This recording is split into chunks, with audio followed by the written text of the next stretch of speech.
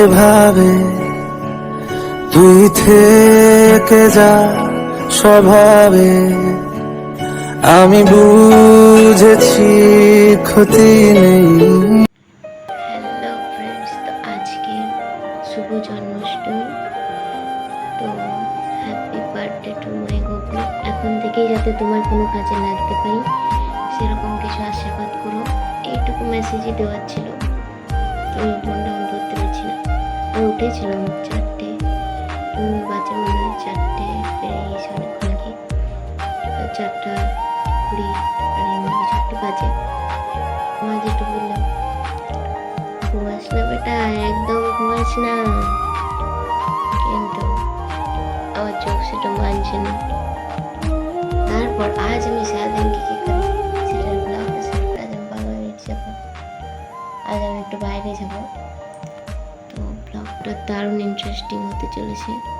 হ্যাঁ জানি কেউ বুঝতে পারছো না, আমি ঘুম থেকে উঠে আমি টাঙ্কি পরিষ্কার করার জন্য চলে এসেছি। অনেকে এখানে আবার মুখ উঠিয়ে ভিডিওতে কমেন্ট না করে আমার সামনে এসে কমেন্ট করবে যে তুই এই টাঙ্কি পরিষ্কার করছিলি। হ্যাঁ ভাই, আমি কোনো বড় বাড়ির মেয়ে না যে আমি কিছু করতে পারি না, আমি সবই করতে পারি। জুতো সেলাই থেকে চণ্ডীপাঠ সবই আমার মা শিখিয়েছে। নিজের কাজ নিজেকেই করতে হয়, সেটা আমার মা খুব ভালো করে আমাকে শিখিয়েছে, ছোট থেকে শিখিয়েছে। তো যাই হোক, এখন অনেকেই কথাগুলো খারাপ লাগবে, কিন্তু এগুলোই তো সত্যি, তাই না বলো? এগুলো তো বাস্তব, নিজের কাজ তো নিজেকেই করতে হবে। মুখ উঠিয়ে বলতে তো অনেকেই আসবে, বাট আমার কাজটা তো কেউ করে দিয়ে যাবে না। তোমরা হয়তো অনেকেই বুঝতে পারছো আমি কোথায় এসেছি, আর অনেকে বুঝতে পারছো না আমি কোথায় এসেছি। তো আমি আমার বান্ধবীর বাড়িতে এসেছি, আজ এইখানেই আমার আসার কথা ছিল। যাই হোক, আমি বাড়ি থেকে একেবারে রেডি হয়েই চলে এসেছিলাম। একটু পোজ মেরে নিয়েছিলাম না, সুন্দর দেখতে লাগছিল। আর বেশি সাজিনি, একটু গাঢ় করে লিপস্টিক লাগিয়েছিলাম আর একটু পাউডার লাগিয়েছিলাম। ফেস পাউডার লাগাইনি, কিন্তু নর্মাল পাউডারই লাগিয়েছিলাম। দাঁড়াও তোমাদের একটা জিনিস দেখাই। ফাউন্ডেশন লাগাচ্ছিস বল, পারো না? এখন ফাউন্ডেশন লাগাচ্ছি, মুখে এখন থুকছি, লাগাইলেও কিছু নাই, এখন থুকছি নিয়ে।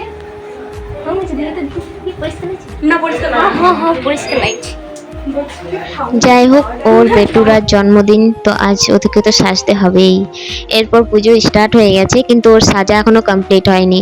বেচারাকে ফুল টুল সব লাগিয়ে দিয়ে এসেছি, ও এবার থুপে তারপরে ঠিক চলে আসবে।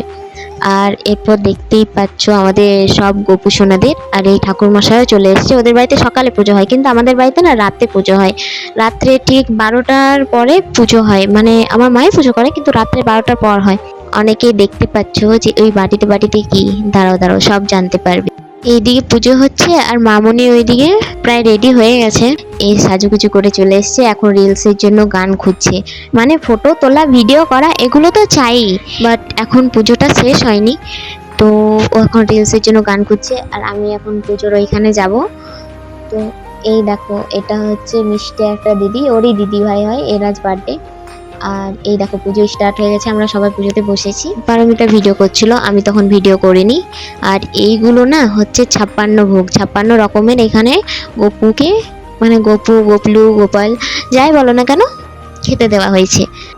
আর এই দেখো, ওই যে মাঝেরটা দেখতে পাচ্ছ, এটা ওর বাড়ির গোপাল, আর ওই দুজন গোপাল ওর বাড়ি বেড়াতে এসছে। তো যাই হোক, সবাইকে দারুণই দেখাচ্ছে, খুবই সুন্দর লাগছে দৃশ্যটা দেখে, জাস্ট মনোমুগ্ধ হয়ে গেছি। আর এর পুজোর পরে দিদি ওইখানে প্রসাদ সাজাচ্ছিল, আর আমি একটু ভিডিও করছিলাম, দেখছিলাম, খুব গরম করছিল তাই। আর এই দেখো, পারমিতা এখন ফটোশ্যুট করার জন্য চলে এসছে। বৃষ্টি পড়ছিল অনেক, তাও ফটো তুলছে। ওর মতো কে কে এরকম ফটো লাভার আছে কমেন্ট করো। আর এরপরে আমরা প্রসাদ দিতে গেছিলাম মানে ওদের ওইখানে পাড়ায়। তো প্রসাদ দিতে গিয়ে দেখো ভিজে গেছি, মানে আস্তে আস্তে ভিজে গেছি। ওইখানে যেতে যাওয়ার সময় ভিজিনি, মানে সামনেই কয়েকটা বাড়ি, তো যাওয়ার সময় ভিজিনি, আসবার সময় ভিজে গেছি, তাই চুলটা খুলে দিয়েছি। আর এমনিতেও চুলটা প্রথম থেকে শোকায়নি। এরপর ওর দিদির বার্থডের জন্য আমাকে পারমিতা বললো একটু আসানসোল যেতে ওর সাথে, তো তাই আমরা চলে এসেছি এখন আসানসোল যাওয়ার জন্য। ওই দেখো পিছনে একটা লোক দাঁড়িয়ে, ও বাট আমাদের ক্যামেরায় কি করে চলে এলো আমি নিজেও বুঝতে পারলাম না। যাই হোক, এখন প্রচণ্ড বৃষ্টি পড়ছে। এরপর টোটো এলে আমরা চলো ওতে চেপে চলে যাব। বাসেই যেতাম, প্রথমে বুঝতে পারিনি, কিন্তু টোটোতে যেতে যেতে না অনেক ভিজে গেছি। আর এই ভেজার জন্য শরীরটা আসার পর এতটাই খারাপ লাগছিল কি আর বলবো। অবশ্য 1 ঘন্টার মধ্যে আমরা চলে এসেছিলাম বাড়ি, বাট টায়ার্ড লাগার জন্য আর ভিডিও করতে পারিনি। অনেক শরীর খারাপ লাগছিল। এরপর আমার বাড়িতে রাতের বেলা বললাম তো পুজো হয়। দেখো এখন বাজে প্রায় 1টা আর পুজো শেষও হয়ে গেছে। তো চলো এখন বাই।